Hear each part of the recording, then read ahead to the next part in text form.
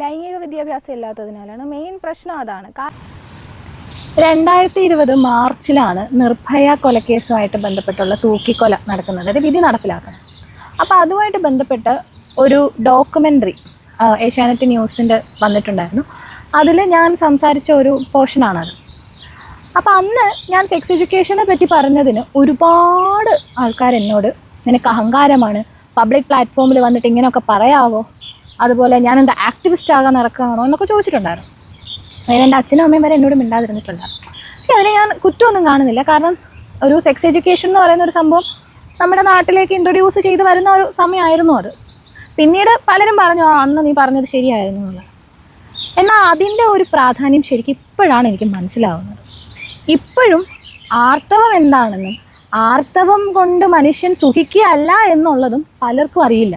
ഈ sex education കൊടുക്കുമ്പോൾ ആൺകുട്ടികളെ ഒരു മുറിയിലും പെൺകുട്ടികളെ വേറൊരു മുറിയിലും ഇരുത്തിയിട്ട് ആൺകുട്ടികൾക്ക് വരുന്നതിനെ പറ്റി ആൺകുട്ടികളോട് മാത്രവും പെൺകുട്ടികൾക്ക് വരുന്നതിനെ പറ്റി പെൺകുട്ടികളോട് മാത്രം ക്ലാസ് എടുക്കുകയല്ല ചെയ്യേണ്ടത്. ഇതെന്താണെന്ന് പഠിപ്പിച്ചു കൊടുക്കാത്തത് കൊണ്ടാണ് മാസ്റ്റർബേഷൻ പോലെ സുഖകരമാണ് ആർത്തവം എന്നുള്ള കമൻസൊക്കെ പലരും ഇടുന്നത്. Not all men but still there.